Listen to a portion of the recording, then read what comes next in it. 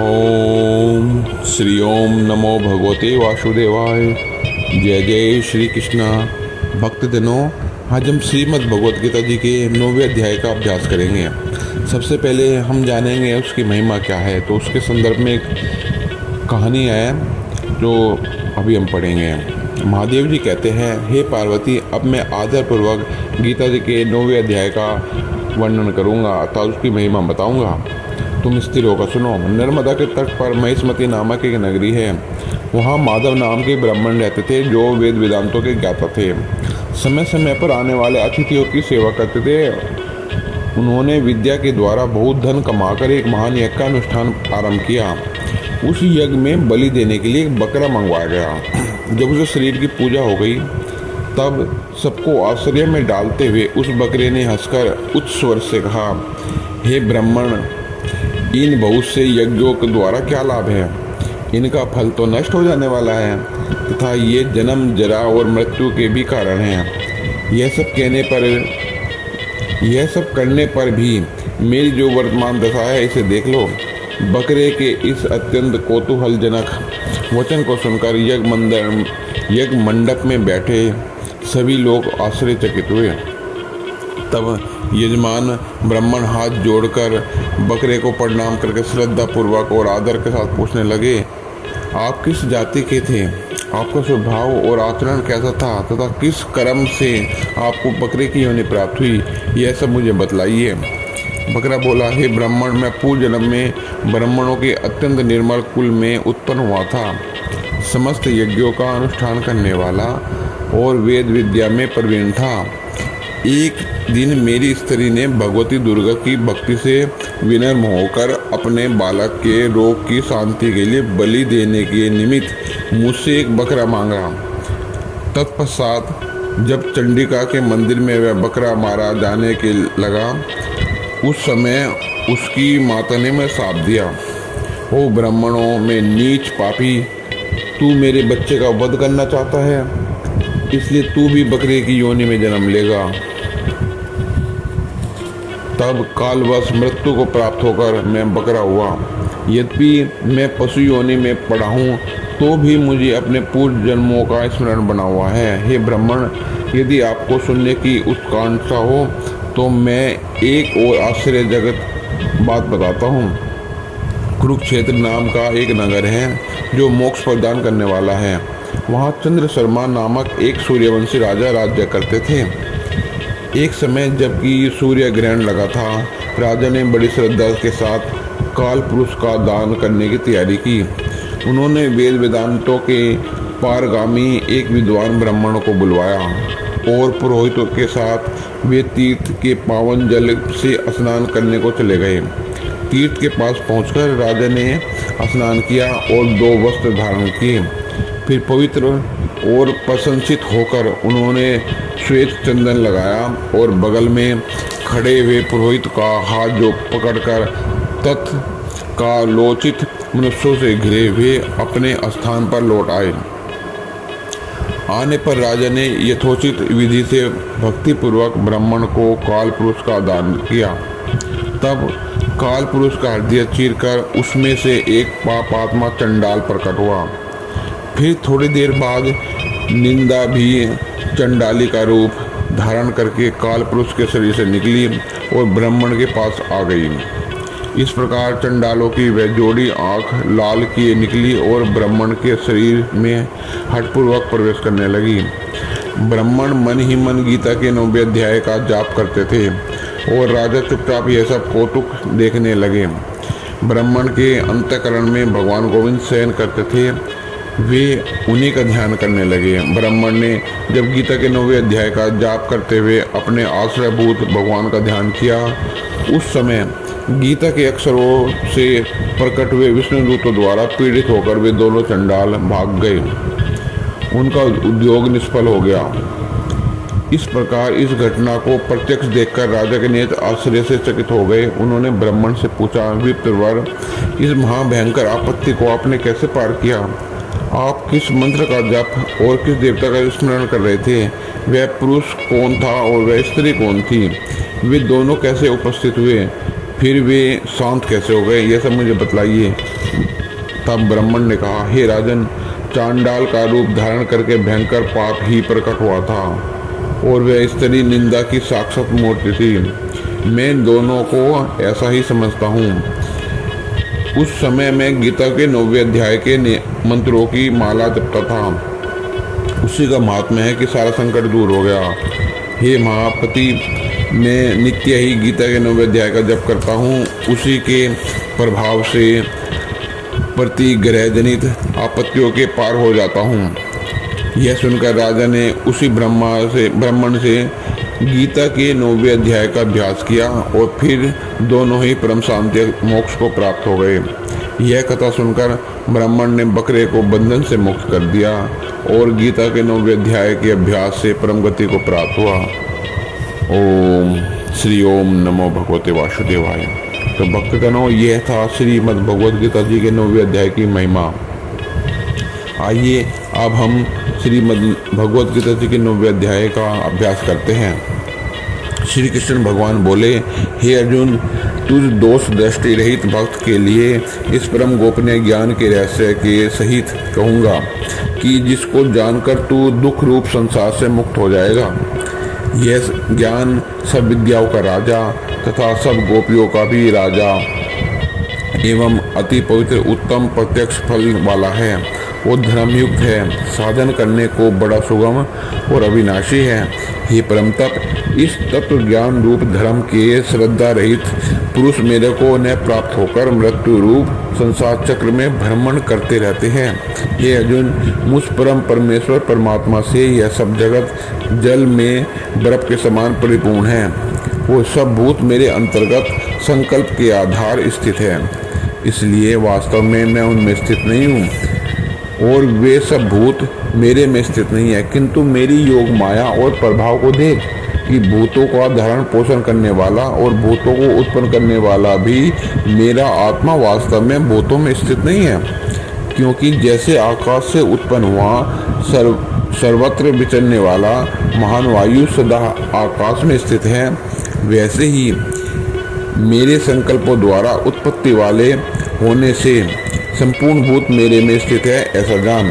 हे अर्जुन, कल्प के अंत में सब भूत मेरी प्रकृति को प्राप्त होते हैं, अर्थात प्रकृति में लय हो जाते हैं और कल्प के आदि में उनको मैं फिर रचता हूँ। कैसे कि अपनी त्रिगुणमयी माया को अंगीकार करके स्वभाव के वश में परतंत्र हुए इस संपूर्ण भूत समुदाय को बारंबार उनके कर्मों के अनुसार रचता हूँ। हे अर्जुन, उन कर्मों में आसक्ति रहित और उदासीन के समान स्थित हुए मुझ परमात्मा को वे कर्म नहीं बांधते हैं। हे अर्जुन, मुझ अधिदाता आकाश से यह मेरी माया चराचर सहित सर्व जगत की रचती है और ऊपर कहे हुए हेतु से ही यह संसार आवागमन रूप चक्र में घूमता है। ऐसा होने पर भी संपूर्ण भूतों के महान ईश्वर रूप मेरे परम भाव को न जानने वाले मूढ़ लोग मनुष्य का शरीर धारण करने वाले मुझ परमात्मा को तुच्छ समझते हैं, अर्थात अपनी योग माया से संसार के उद्धार के लिए मनुष्य रूप में विचरते हुए साधारण को मनुष्य मानते हैं, जो कि वर्था आशा, वर्था कर्म और वर्था ज्ञान वाले अज्ञानी जन राक्षसों के और आसुरों के जैसे मोहित करने वाले तामसिक स्वभाव को ही धारण किए हुए हैं।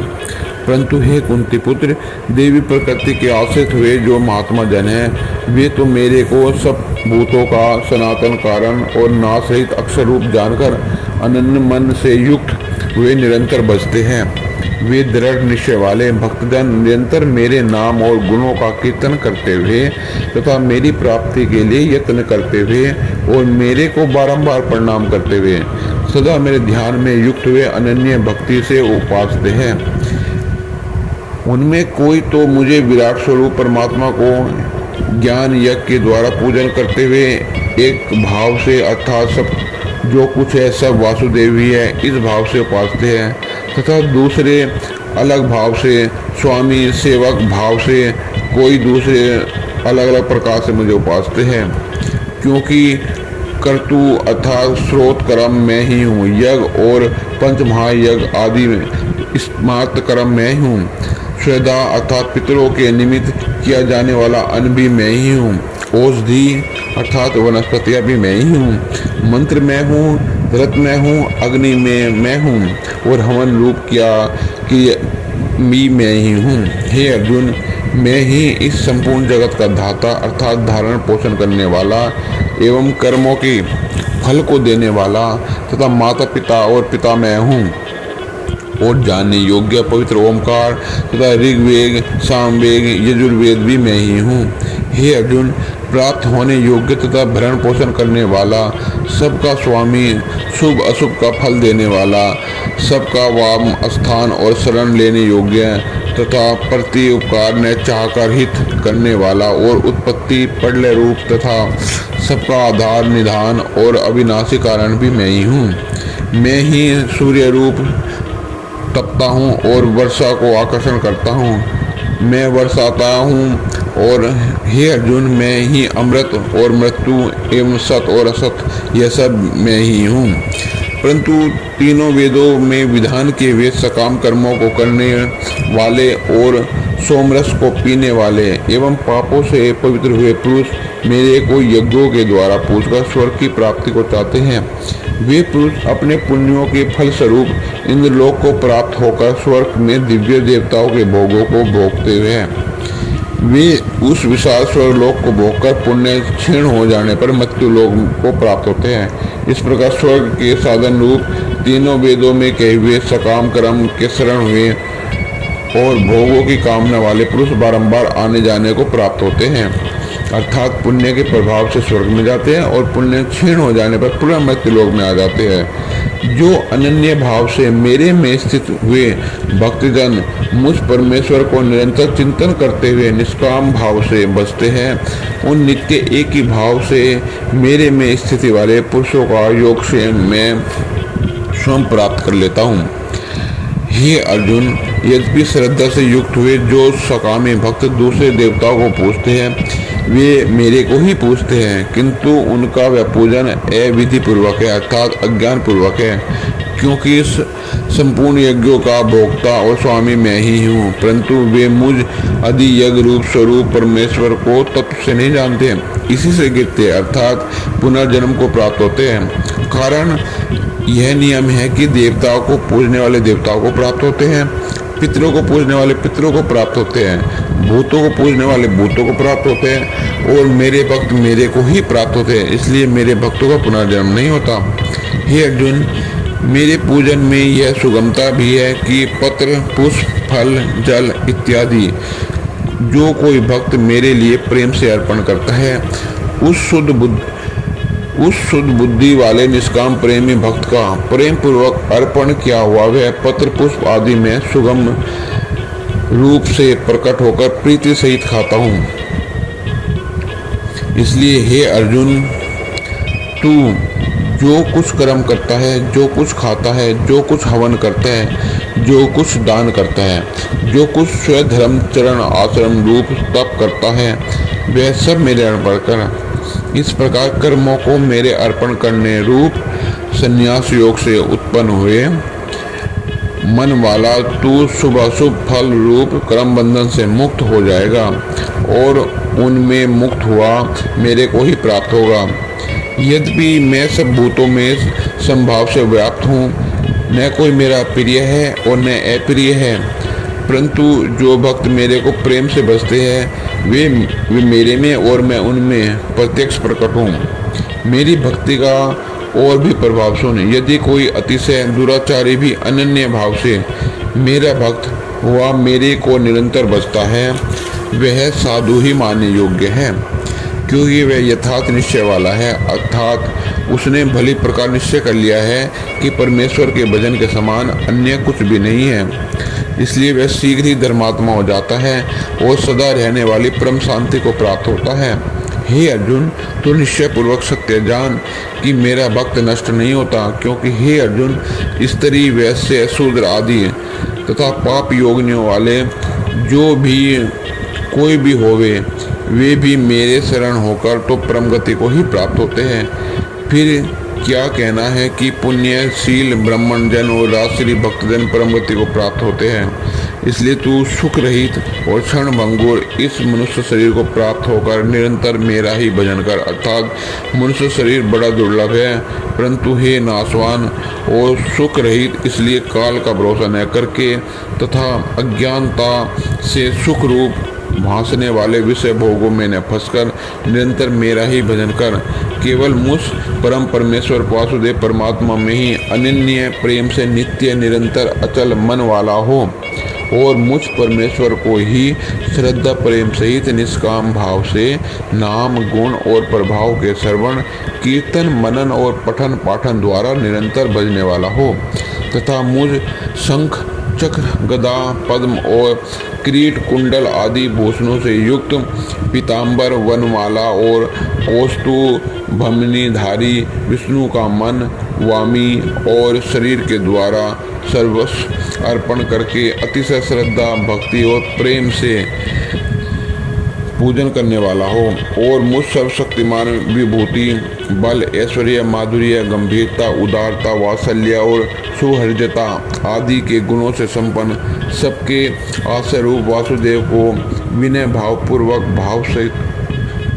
भाव भक्ति सहित साष्टांग दंडवत प्रणाम कर। इस प्रकार मेरे शरण हुआ तू आत्मा को मेरे में एक ही भाव करके मेरे को ही प्राप्त होगा। जय श्री कृष्णा। तो भक्तजनों, इस प्रकार यहाँ श्रीमद् भागवत गीता जी के 9वें अध्याय का अंत होता है। आप सबसे अनुरोध है, कृपया इन भागवत गीता जी को बार बार सुनिए और इनका अभ्यास करिए। भगवान की भक्ति में मन लगाइए और अपने पूर्वजों का उद्धार कीजिए। जय श्री कृष्णा।